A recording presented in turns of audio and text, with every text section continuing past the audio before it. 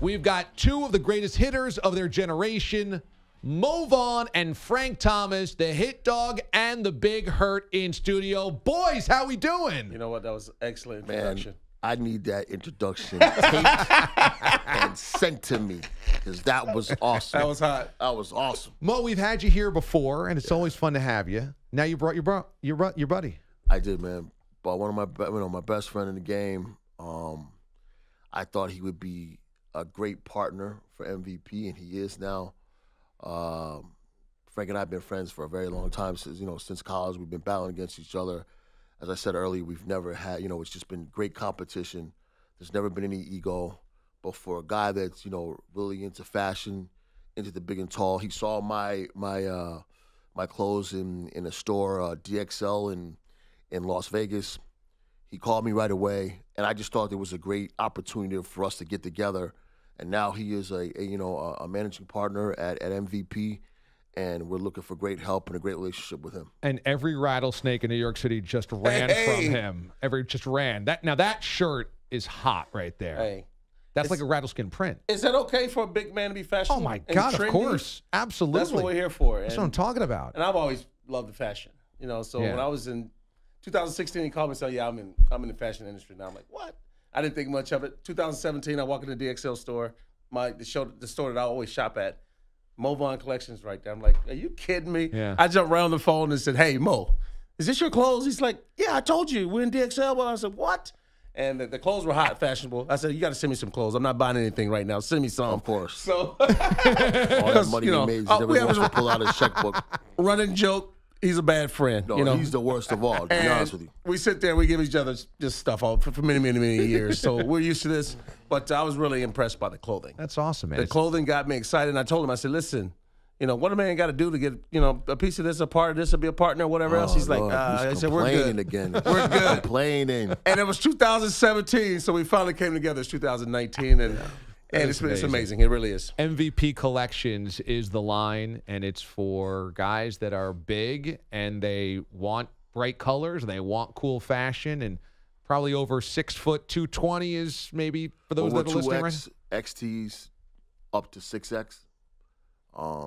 Size 44. We got a couple of people listening right now that could use those 6Xs. But listen, bro, I think the biggest thing is I'm a customer along with Frank. We felt that we deserve some fashion. They're always giving us, the bad fabrics, the bad colors, the bad prints. We want to bring that alive. Right. I think the biggest thing for us is that we're made in America. Being made in America, we source our own. We source in the United States, so we could always stay on trend because we could change the capsules at any time. And I think that's why this whole, process with, collaboration with DXL, collaboration with King Size, collaboration with Macy's, working on things with Nordstrom's, all these different collaborations on these different platforms has really helped us. We got a, great online presence that we have built. We're in select DXL stores.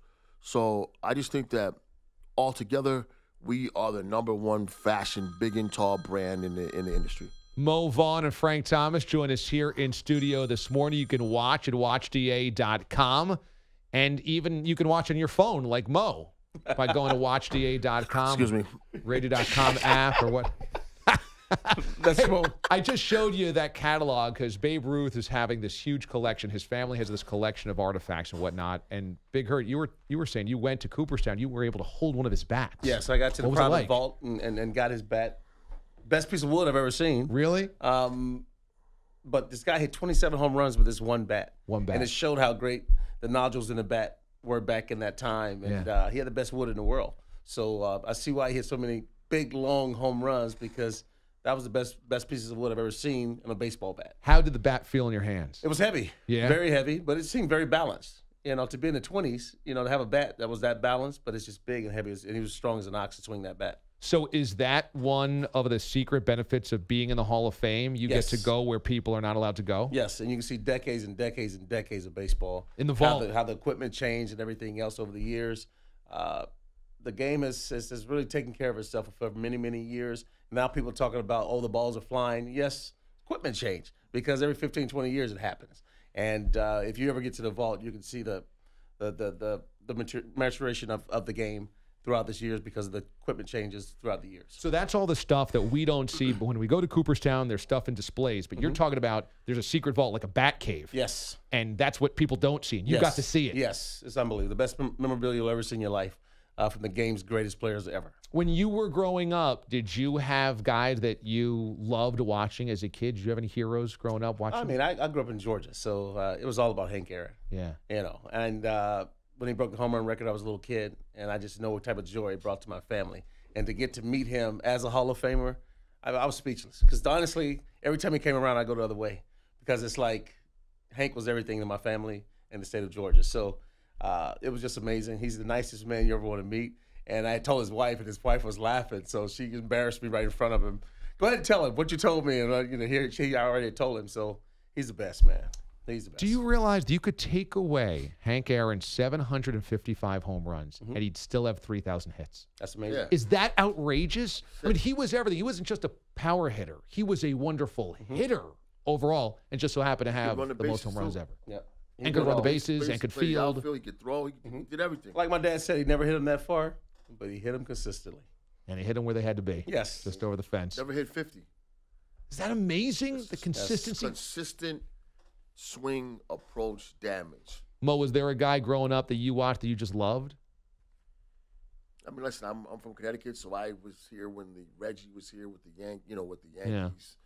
But Hammer was, I'm taking my little World Series team, my 7U team, to Alabama to play, and we're putting number 44 on our sleeves because of the Hammer. So it's we all as hitters, and Frank, being in that prestigious club, which is so great for him, and I'm so happy and proud for him to be there. You never forget. You realize where the history is when you have done some things in the game. Him with 2 MVPs and the amount of All-Star teams and the Hall of Fame. You always remember the history, and it's great. When you see that. So let me ask you guys this: in some ways, does Hank Aaron mean more to you guys personally than Jackie Robinson? Not any disrespect to Jackie, but because it happened before you guys were born and because you grew up watching Hank? I don't think so. No, I don't either. For me, I was just closer to the situation in Georgia with Hank Aaron, and to growing up, my dad, when I became a great player and got into the major leagues and won an MVP, my dad said, "You're pretty good, but you're not Hank Aaron." I mean, that's how deep it was. Yeah. But Jackie's still Jackie. Yes. Yeah, I mean, I wore his number for the reasons that I wore it, and still there is no Hank without the Jackie. Right. But Hank is just I got to meet him. I won the RBI title in '96. You talk about great man. The forearms on this guy at that time was just unbelievable. Just shaking his hand. So you just could realize the strength that he had and the size, for his size to be that consistent was just awesome. I'm glad you brought up a handshake because Mraz, our producer on the other side of the glass, is so embarrassed because he gave you guys a dead fish handshake. And he feels terrible about that. But, there's a lot of pressure on a handshake when you meet somebody that you really respect, like you're talking about. Yeah. So did you notice? Not at all. I didn't notice either. Oh, okay. Because Mo was filling me up with all his espresso. I just, I didn't notice much this morning. I flopped, Frank. I'm sorry. It's all good. Who did you guys meet outside of Hank Aaron that you were like, whoa? For me? Yeah. Growing up, Hank was my dad's, mom's, and for me, it was Dave Winfield. Yeah? Like, watching Dave Winfield as a kid, this ginormous man. He's a big guy. That could just hit and play the field and do everything else. It was unheard of. And when I got bigger, I'm like, I'm a big guy. When I saw Big Dave and I told him, "What's up, Idol?" And he was like, "What?" So he's one of the people that I talk to all the time now. But he was an idol growing up, too. Okay. Really you had one of those For guys? me, I didn't really see any guys living in Connecticut in the north too much, but after my first full year in '93, I did a card show in San Francisco with Tony Perez, Johnny Bench, Sparky Anderson, and Pete Rose. Wow, that's a big red machine right there. It was the most unbelievable feeling. That's when that's the time where veterans were veterans and rookies. I was getting more coffee, sandwiches, things. I was employed running to do a card show, and you were their intern. Basically, I was in the middle, sitting in the middle of these guys. They were beating me up, and I was refilling coffees and everything. it was the best thing I ever did in my life. They were that good. They were that good. You think only thing you compare to that, the Big Red Machine, is the Patriots dynasty in football right now. Yeah. That's how it was. Yeah. You know, they won every year. You think, oh, we got to find a way to beat these guys. It didn't happen. So you guys don't view the Yankees of the 90s the same way you guys They were view them? good. They were very good. We played against those guys. Not the Big Red Machine. Well, I did because I played against them. Yes, they were winning. They were in my division, so I knew what it was to go up against them. But you look at the Big Red Machine with all the Hall of Famers and Pete hasn't gotten in yet. You know, you think about all of that. I mean, that just is one of those things that is a moment in time that you'll probably never forget. You think Pete should be in? Of course. Yeah. He's the hit king. Mo? Yeah. Yeah. I think all the guys should be in. You want to do something to. So you talk about Barry and Clemens and if you want to do something to make. They're going to get in. They're going to get in regardless, but they all should be in. It's part of the game. Interesting. Okay, it's so you guys, it's going to be hard. It's going to be hard not to get them in because the numbers sooner or later they're so overwhelming. 20, 30 years from now, it's going to happen. But so there's no resentment from you guys. I mean, not resentment. It's just I was shocked to find out all the stuff that went on. But that's not enough. They for you weren't guys. by themselves. So you No got doubt. when you got a whole league just doing it, I'm just happy that I was clean in that whole era. Right. And you look at that and like, wow. I mean, how great could I have been if I didn't know all this was going on? Well, I guess that would be my question. So you guys don't look at their numbers and go, boy, they were inflated from using. I could have done that. You guys don't look at it that way? No, hell no. No. Because it would have been Because crazy. you look at you always look at yourself. I don't think you look at you always like I say to myself, man, if I had played another 4 or 5 years and I didn't get hurt, where would I be?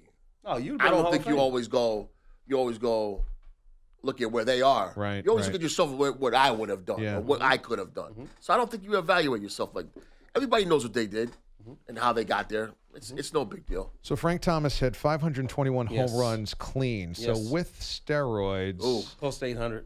800? I think so. Because I hit probably 200 balls off the wall in my career. It's true. Through the wall. It's true. Yeah, that's right. So I look back at that and go, wow. It probably would have been determined that something was going on a lot earlier if I was on that stage. And Mo, you You know what I'm had saying? 328. You probably cracked 5. Easily.